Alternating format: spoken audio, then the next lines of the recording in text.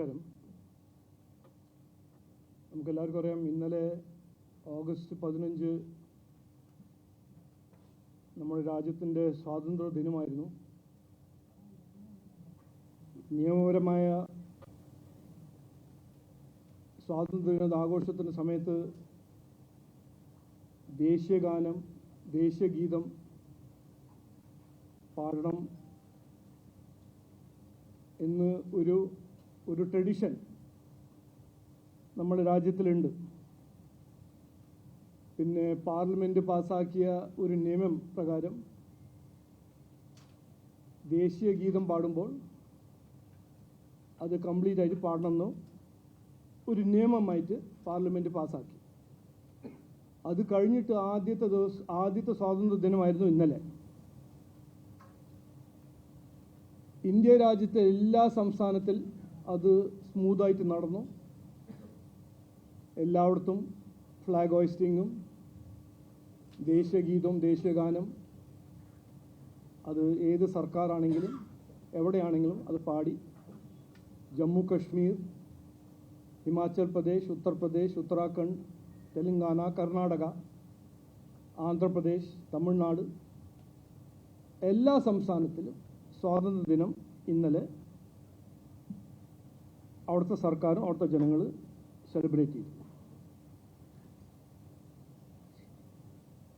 നമ്മുടെ രാജ്യം ഇന്ത്യ ഒരു ഭരണഘടന വഴി ഭരിക്കുന്ന ഒരു സംവിധാനമാണ് നമ്മുടെ നാട്ടിൽ. നിയമപരമായ ഭരണം, നിയമ സംവിധാനം, റൂൾ ഓഫ് ലോ, കോൺസ്റ്റിറ്റ്യൂഷൻ ഉള്ള ഒരു രാജ്യമാണ്. നമ്മൾ ചൈനയല്ല, റഷ്യയല്ല, മിഡിൽ ഈസ്റ്റിൻ്റെ ഒരു രാജ്യമല്ല. ഇവിടെ ഒരു റിട്ടൺ കോൺസ്റ്റിറ്റ്യൂഷൻ ഉണ്ട്, ഒരു റിട്ടൺ റൂൾ ഓഫ് ലോ ഉണ്ട്. പക്ഷേ നമ്മൾ ഇന്നലെ കണ്ടത് എന്താണ്? കേരളത്തിൽ മാത്രം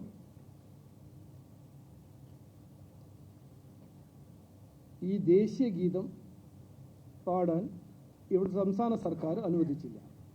അവർ ഒരു റിട്ടൺ സർക്കുലർ പ്രകാരം അവരുടെ റിട്ടൺ സർക്കുലറിൽ എഴുതിയിരിക്കുന്നത് ദേശീയ ഗാനം മാത്രമാണ് പാടേണ്ടത്. ഇത് ചെയ്യുന്ന മുഖ്യമന്ത്രി ഭരണഘടനേൻ്റെ ഭരണഘടനമേൽ വെച്ച് പ്രതിജ്ഞ എടുത്തതാണ്.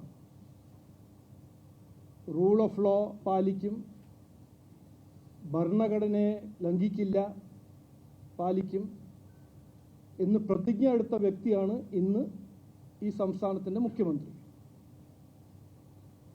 അപ്പോൾ ഇതിനെക്കുറിച്ച് രണ്ട് കാര്യങ്ങൾ ഇന്ന് ഞങ്ങൾ കൃത്യമായി BJP പറയാൻ ആഗ്രഹിക്കുന്നു. ഞങ്ങളുടെ നിലപാട് ഇതിനെക്കുറിച്ച് എന്താണെന്ന് ഞാൻ ജനങ്ങളുടെ മുമ്പിൽ വയ്ക്കാൻ ആഗ്രഹിക്കുന്നു. ഒന്ന്, ഇതിലൊരു സംശയമില്ല, ഈ സർക്കാർ, VD സതീശൻ നയിക്കുന്ന ഈ സർക്കാർ രാജ്യത്തിൻ്റെ നിയമങ്ങൾ പാലിച്ചിട്ടില്ല, നിയമങ്ങളെ ലംഘിച്ചു. ഇത് ഈ നാട്ടിൽ, ഈ രാജ്യത്തിൽ ഏത് നിയമങ്ങൾ പാലിക്കാൻ താല്പര്യമില്ല, അത് തീരുമാനിക്കാൻ ആർക്കും അനുവാദമില്ല. നിയമങ്ങൾ പാലിക്കണം, നിയമങ്ങൾ ലംഘിച്ചാൽ അതിൻ്റെ കോൺസിക്വൻസസ് ഉണ്ടാവും എന്ന് ഇന്ന് ഞങ്ങൾ പറയാൻ ആഗ്രഹിക്കുന്നു. അതിൽ ഒരു സംശയം ഉണ്ടാകാൻ പാടില്ല. എന്തായിരിക്കും കോൺസിക്വൻസസ്? അത് ലീഗലായിരിക്കോ, പൊളിറ്റിക്കലായിരിക്കോ, ലീഗലും പൊളിറ്റിക്കലായിരിക്കോ? ഇതെല്ലാം വരാൻ പോകുന്ന ദിവസങ്ങൾ ഞങ്ങൾ അതെല്ലാം ജനങ്ങളുടെ മുമ്പിൽ ഞങ്ങൾ മുമ്പോട്ട് അവതരിപ്പിക്കും. പക്ഷേ ചെയ്തത് ഇതിലാർക്കും ഒരു സംശയം ഉണ്ടാകാൻ പാടില്ല. റൂൾ ഓഫ് ലോയിൽ വിശ്വസിക്കുന്ന ആരാണെങ്കിലും, ഭരണഘടനയിൽ വിശ്വസിക്കുന്ന ആരാണെങ്കിലും എല്ലാവർക്കും ഒരു സംശയവും ഉണ്ടാവാൻ പാടില്ല. ഇന്നലെ ഭരണഘടനയെയും ലംഘിച്ചു, നിയമ സംവിധാനത്തിനെയും ഈ സർക്കാർ മനഃപൂർവ്വം ലംഘിച്ചു. രണ്ടാമത്തെ കാര്യം, ഇത് കർണാടകയിൽ കോൺഗ്രസ് സർക്കാർ ദേശീയഗീതം പാടുമ്പോൾ, തെലങ്കാനയിൽ കോൺഗ്രസ് സർക്കാർ ദേശീയഗീതം പാടുമ്പോൾ, ഹിമാചൽ പ്രദേശിൽ BJP അല്ലാത്ത കോൺഗ്രസ് സർക്കാർ ദേശീയഗീതം പാടുമ്പോൾ ജമ്മു ആൻഡ് കശ്മീർ ഒരു മുസ്ലിം മെജോറിറ്റി സ്റ്റേറ്റിൽ ദേശീയഗീതം പാടുമ്പോൾ എന്തുകൊണ്ട് കേരളത്തിൽ മാത്രം, എന്ത് കാരണവശാലാണ് ഈ കേരളത്തിൽ മാത്രം ഇത് നടക്കുന്നത്? ഇത് ചോദിക്കേണ്ട ഒരു ചോദ്യമാണ്. ഇതിൻ്റെ മറുപടി ഞങ്ങൾ നിലമ്പൂർ ബൈ ഇലക്ഷൻ്റെ സമയത്ത് ഞാൻ പറഞ്ഞൊരു കാര്യം, പാർട്ടി മുമ്പോട്ട് വെച്ചൊരു കാര്യം ഞാൻ ഇന്ന് ജനങ്ങളെ ഓർമ്മിപ്പിക്കുന്നു. ഇന്ത്യൻ യൂണിയൻ മുസ്ലിം ലീഗും ജമാഅത്തെ ഇസ്ലാമിനെയും കേരള രാഷ്ട്രീയത്തിൽ മെയിൻ സ്ട്രീം ചെയ്ത് അവർ ഭരണത്തിനെ കൺട്രോൾ ചെയ്യാൻ തുടങ്ങിയാൽ അപകടം ഇവിടെ ഉണ്ടാവും എന്ന് ഞങ്ങൾ അന്ന് പറഞ്ഞതാണ്. 80 കൊല്ലം മുമ്പേ ഈ ഇന്ത്യനെ പാർട്ടിഷൻ ചെയ്തത് ഇന്ത്യൻ മുസ്ലിം ലീഗും അത് നയിക്കുന്ന ജിന്നയായിരുന്നു. ഇന്ന് മറ്റൊരു സംസ്ഥാനത്തിൽ ഒരു വിഷയമില്ല, പ്രശ്നമില്ല. പക്ഷെ ഇവിടെ മാത്രം ഈ പ്രശ്നമുണ്ട്. എന്താണ് അതിൻ്റെ കാരണം? ഇന്ത്യൻ യൂണിയൻ മുസ്ലിം ലീഗും ജമാഅത്തെ ഇസ്ലാമിയും കൺട്രോൾ ചെയ്യുന്ന VD സതീശൻ്റെ സർക്കാർ. ഞാനിത് ഒരു രാഷ്ട്രീയത്തിന് വേണ്ടിയിട്ടോ ഒരു വിവാദം സൃഷ്ടിക്കാനല്ല പറഞ്ഞത്. ഏറെ ഉത്തരവാദിത്വം കൊണ്ടും റെസ്പോൺസിബിലിറ്റി പറയുന്ന എന്താണ് വ്യത്യാസം കർണാടകയും കേരളത്തിലും, എന്താണ് വ്യത്യാസം തെലങ്കാനയും കേരളത്തിൻ്റെ കോൺഗ്രസ് ഭരണത്തിൽ? ഒരൊറ്റ വ്യത്യാസമേ ഉള്ളൂ. ഇന്ത്യൻ യൂണിയൻ മുസ്ലിം ലീഗ് ജമാഅത്തെ ഇസ്ലാമിൻ്റെ ഈ സർക്കാരിൻ്റെ മേൽ ഒരു ഇൻഫ്ലുവൻസ് അല്ല, കൺട്രോൾ. മുസ്ലിംസിന് ഇതൊരു ഇഷ്യൂ അല്ല, ക്രിസ്ത്യാനികൾക്കൊരു ഇഷ്യൂ അല്ല, ഹിന്ദുക്കൾക്കൊരു ഇഷ്യൂ അല്ല. ദേശീയ ഗീതം, ദേശീയ ഗാനം അവരാരെയും ബാധിക്കുന്നില്ല. ഒന്ന് ആലോചിക്കൂ. ദേശീയ ഗാനം ജനഗണമന ഇന്നിപ്പോൾ ഞാൻ തീരുമാനിച്ചാൽ എനിക്ക് പാടണ്ട, കാരണം അതിൽ എൻ്റെ സംസ്ഥാനത്തിൻ്റെ പേരില്ല, ദ്രവിഡ് മാത്രമേ ഉള്ളൂ എന്ന് പറഞ്ഞ് എനിക്ക് ചെയ്യാൻ പറ്റുമോ? പിന്നെ എങ്ങനെയാണ് ഈ മുസ്ലിം ലീഗ് പറയുന്നത് വന്ദേ മാത്രം ഞങ്ങൾക്ക് പാടാൻ കഴിയില്ല എന്ന്? ഇത് ചോദിക്കേണ്ട ചോദ്യമാണ്. ഇവിടെ വിഭജിക്കാനും ആ രാഷ്ട്രീയം, മുഹമ്മദ് അലി ജിന്നയുടെ രാഷ്ട്രീയം ഇന്ത്യൻ യൂണിയൻ മുസ്ലിം ലീഗിൽ കൊണ്ടുവരാൻ ശ്രമിക്കരുത്. ഞാൻ ഇപ്പോൾ ഏറെ റെസ്പോൺസിബിലിറ്റി പറയാണ്. തകരാറുണ്ടാവും, അപകടം ഉണ്ടാവും. നിങ്ങളത് ചെയ്യാൻ പാടില്ല. ഇത് നിയമങ്ങൾ പാലിക്കണം. നിങ്ങൾക്ക് ഒരു അനുവാദവും ദേശീയ ഗാനം പാടില്ല, ദേശീയ ഗീതം പാടില്ല, ഭരണഘടനയുടെ ഈ ആർട്ടിക്കിൾ ഞങ്ങൾ പാലിക്കില്ല, അതിനൊന്നും ആർക്കും അനുവാദമില്ല. ഒരു ഇന്ത്യൻ സിറ്റിസൺ ആണെങ്കിൽ കോൺസ്റ്റിറ്റ്യൂഷണൽ അവകാശമുണ്ട്, കോൺസ്റ്റിറ്റ്യൂഷണൽ ഡ്യൂട്ടിയുണ്ട്, ഉത്തരവാദിത്വമുണ്ട്. ഇത് നിങ്ങൾക്ക് ഇതുവരെ പഠിച്ചിട്ടില്ലെങ്കിൽ നിങ്ങൾ പഠിക്കണം. വന്ദേ മാതരം ദേശീയ ഗീതമാണ്. വന്ദേ മാതരം പാടണം എന്ന് പാർലമെന്റ് പാസ്സാക്കിയ നിയമമാണ്. പാർലമെന്റ് പാസ്സാക്കിയ നിയമം നാടിൻ്റെ നിയമമാണ്, രാജ്യത്തിൻ്റെ നിയമമാണ്. അതിനെ പാലിക്കാൻ ഫ്ലെക്സിബിലിറ്റി ആർക്കും കൊടുത്തിട്ടില്ല. അപ്പോൾ ഞാൻ അവസാനം പറയുന്നത്, ഇതൊരു ലീഗൽ ഇഷ്യൂ ആണ്, അതിന് കോൺസിക്വൻസസ് ഉണ്ടാവുമെന്നാണ് എൻ്റെ ഒരു അഭിപ്രായം. ഞാനൊരു വക്കീലല്ല, ഞാനൊരു ലോയിൽ വിദ്വാനല്ല. പക്ഷേ ഈ സംസ്ഥാനത്തിൻ്റെ സർക്കാരിന് ഇതിന് കോൺസിക്വൻസസ് ഉണ്ടാവുമെന്ന് എനിക്കൊരു അഭിപ്രായമുണ്ട്. മറ്റേത്, ഇങ്ങനത്തെ രാഷ്ട്രീയം മുസ്ലിം ലീഗും ജമാഅത്തെ ഇസ്ലാമിയും ഇവിടെ കൊണ്ടുവരാൻ ശ്രമിക്കുകയാണെങ്കിൽ BJP വിവാദത്തിൽ പെടാനോ വിവാദം ഉണ്ടാക്കാനോ ഒരു കെയോസ് ഉണ്ടാക്കാൻ ഞങ്ങൾക്ക് താല്പര്യമില്ല. പക്ഷേ നാടിനെ വിഭജിക്കാൻ ഈ മുഹമ്മദ് അലി ജിന്ന ചെയ്ത കാര്യങ്ങൾ ഇനിയിപ്പോൾ ഇവിടെ കുഞ്ഞാലിക്കുട്ടിയും അവരുടെ ഇന്ത്യൻ യൂണിയൻ മുസ്ലിം ലീഗും ജമാഅത്തെ ഇസ്ലാമി ശ്രമിച്ചാൽ ഞങ്ങളത് അങ്ങനെ കൊടുക്കില്ല, വിട്ടുതരില്ല. ഇന്നു മുതൽ BJP ഇതിനെക്കുറിച്ച് ഇതിൻ്റെ ഒരു അവയർനെസ് ക്രിയേറ്റ് ചെയ്യാൻ ഞങ്ങളൊരു വലിയ പ്രോഗ്രാം തുടങ്ങാൻ പോകുന്നു. ഈ വിഭജന രാഷ്ട്രീയം ഈ ഒരു എന്താ കോൺസ്റ്റിറ്റ്യൂഷൻ വിതിൻ കോൺസ്റ്റിറ്റ്യൂഷൻ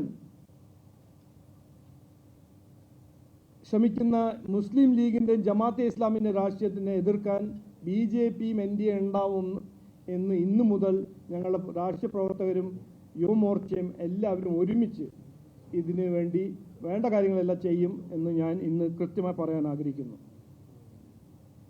പിന്നെ ഇന്നലെ AICC നടന്ന ആ കോമാളി ഞാൻ എന്ത് പറയാനാണ്? ഞാൻ 20 കൊല്ലമായിട്ട് രാഷ്ട്രീയത്തിലുണ്ട്. ഒരു എന്താ പറയുക, ഈ രാജ്യം സ്വാഗതം ചെയ്ത ഒരു മഹിള ദേശീയ ഗീതം പാടുമ്പോൾ അത് നിർത്താൻ ശ്രമിക്കുന്ന ആ കാഴ്ച കാണുമ്പോൾ ഇതെല്ലാം നമ്മൾ മനസ്സിലാക്കേണ്ട കാര്യമാണ്. ഇവരുടെ രാഷ്ട്രീയം എന്താണ്, ഇവരുടെ താല്പര്യം എന്താണ്, ഇവരുടെ ലക്ഷ്യം എന്താണ്?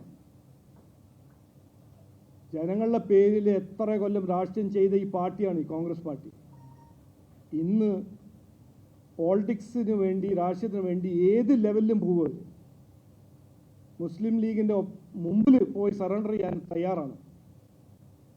ഭരണഘടനയെതിരെയും നിയമം സംവിധാനത്തിൻ്റെ എതിരെയും പ്രവർത്തിക്കാൻ തയ്യാറാണ്. ഇതാണ് അപകട രാഷ്ട്രീയം. ഞങ്ങൾ അന്ന് പറഞ്ഞ കാര്യം ഇന്ന് ശരിക്കും നമ്മൾ അനുഭവിക്കുന്നു എന്ന് മാത്രം പറഞ്ഞ് നിർത്തുന്നു.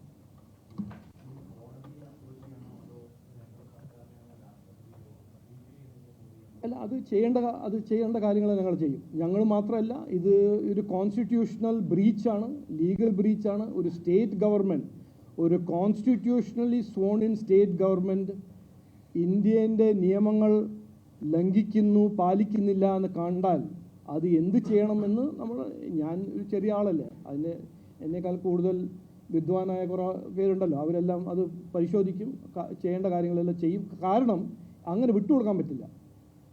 ഈ നാട്, ഈ രാജ്യം ഒരു റൂൾ ഓഫ് ലോ പാലിക്കുന്ന ഒരു രാജ്യമാണ്. അത് നമ്മൾ പാലിച്ചില്ലെങ്കിൽ കെയോസ് ആയിരിക്കും. അപ്പോൾ അത് നമുക്ക് ആർക്കും ഗുണം ചെയ്യില്ല. അപ്പോൾ അത് ചെയ്യേണ്ട കാര്യങ്ങൾ പഠിക്കുന്ന ആൾക്കാർക്ക് പഠിച്ച് അത് ചെയ്യും.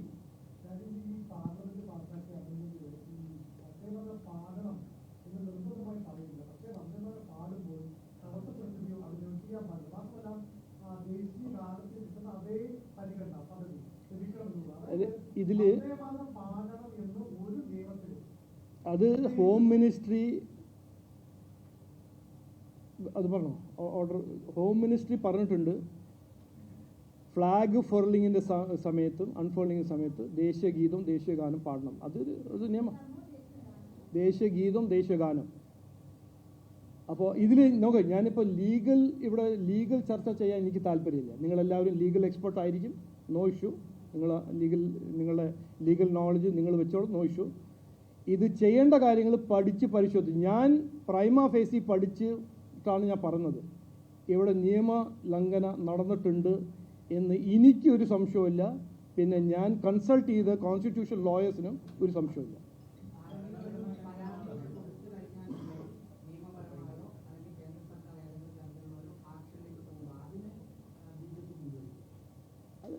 ഇത് ഈ പ്രശ്നം ഞങ്ങളുടെ പ്രശ്നമല്ല, ഇത് എല്ലാ മലയാളികളുടെ പ്രശ്നമാണ്, ദേശസ്നേഹികളുടെ പ്രശ്നമാണിത്. ഇത് പൊളിറ്റിക്കൽ ഇഷ്യൂ അല്ല, ഞങ്ങൾ അങ്ങനെ കാണുന്നില്ല. ഇതൊരു രാഷ്ട്രീയ വിഷയമല്ല. ഇനിയിപ്പോൾ നാളെ മറ്റൊരു സംസ്ഥാനത്തിൽ ഞാൻ ജനഗണമന പാടില്ല, കാരണം അത് എൻ്റെ സ്റ്റേറ്റിൻ്റെ പേരില്ല അതിൽ, തുടങ്ങിയാലോ? അത് നോക്കൂ, ഇതെല്ലാം സുവമോട്ടോ എടുക്കേണ്ട കാര്യങ്ങളാണ്. സുവമോട്ടോ എടുക്കാനും സർക്കാരിന് സാധിക്കും.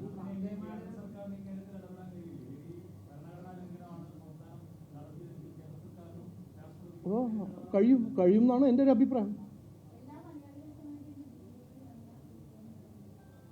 എന്താണ് ഞാൻ പറഞ്ഞില്ലേ, ഞങ്ങൾ പറയേണ്ട കാര്യങ്ങൾ ഞാൻ പറഞ്ഞു. ഞാൻ എന്ത് നിലപാട് ഇനിയിപ്പോൾ അടുത്തത് ഞങ്ങൾ എന്ത് ചെയ്യാൻ പോകുന്നു ഞാൻ ചെയ്ത് കഴിഞ്ഞിട്ട് പറയാം. ഞങ്ങൾ ചെയ്ത് കഴിഞ്ഞിട്ട് പറയാം.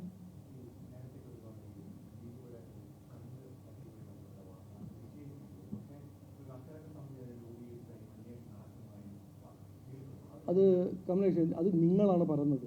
എനിക്കിതുവരെ അതിനെക്കുറിച്ച് ഒരു വാർത്തയും കിട്ടിയിട്ടില്ല. ഞാൻ TV കാണുമ്പോൾ നിങ്ങൾ തീരുമാനിക്കുന്നു, നിങ്ങൾ ചർച്ച ഉണ്ടാക്കുന്നു.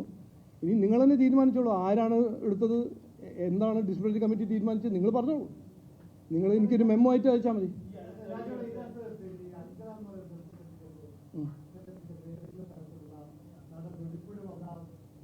നോക്കൂ, അല്ല ഈ വിഷയം കഴിഞ്ഞോ? ഇതിപ്പോൾ ഇത് ഒരു പ്രധാനപ്പെട്ട വിഷയമല്ലേ? അല്ല, എനിക്ക് ഇത് വലിയ ഏറ്റവും പ്രധാനപ്പെട്ട വിഷയമാണ്. ഓക്കെ, നോക്കൂ, ഒരു രാഷ്ട്രീയ പാർട്ടിയിൽ 5-6 ലക്ഷം പ്രവർത്തകരുള്ള രാഷ്ട്രീയ പാർട്ടിയിൽ ഒരു നോർമൽ കോഴ്സ് ഓഫ് ആക്ഷനാണ് disciplinary action, show cause notice. ഇതെല്ലാം എപ്പോഴും നടക്കുന്നതാണ്. ഇതെന്താ പെട്ടെന്ന് ഇന്നലെ തുടങ്ങിയതാണോ? ഞാൻ വന്നിട്ടിപ്പോൾ ഒരു കൊല്ലം, എത്ര മാസമായി? 4 മാസമായി, 1.5 കൊല്ലമായി. അതിൽ എത്ര ഷോ കോസ് നോട്ടീസ് പോയിട്ടുണ്ടല്ലോ. അതൊരു ഒരു സാധാരണ ഒരു നോർമൽ ഇഷ്യൂ അല്ലേ? എന്തിനാണ് നിങ്ങൾ ഒരു കേസിനെ പിടിക്കുന്നത്? അത് ഞങ്ങൾക്കൊരു രീതിയുണ്ട്, ഒരു ട്രാൻസ്പെറൻറ്റ് മെക്കാനിസം ഉണ്ട്. അത് അവർക്കൊരു നാച്ചുറൽ ജസ്റ്റിസിന് ആരാണെങ്കിലും ഈ A person, B person, C person, അവർക്ക് ഒരു പ്രോസസ്സ് ഉണ്ട്. ആ പ്രോസസ്സ് വഴി പാർട്ടി മുമ്പോട്ട് പോകും. പക്ഷേ ഇതിന് നിങ്ങൾ സെൻസേഷനലൈസ് ആക്കിയിട്ട് നിങ്ങളുടെ TRPക്ക് വേണ്ടി ഓരോന്ന് പറയുമ്പോൾ എനിക്ക് അതിനെക്കുറിച്ച് പറയാനൊന്നുമില്ല. അല്ല ഞാനൊരു കാര്യം ഞാൻ ചോദിക്കുകയാണ്, നിങ്ങളെല്ലാവരാണ് വിദ്വാന്മാർ. ഈ കഴിഞ്ഞ 1.5 കൊല്ലം ഞങ്ങളുടെ പാർട്ടിയിൽ എത്ര ഡിസിപ്ലിനറി ആക്ഷൻ നടന്നിട്ടുണ്ടോ നിങ്ങൾക്കറിയോ? ഞാൻ പറഞ്ഞിട്ടുണ്ടോ? ഇല്ലല്ലോ. അപ്പോൾ എന്തിനാണ് ഞാനിപ്പോൾ തുടങ്ങുന്നത്?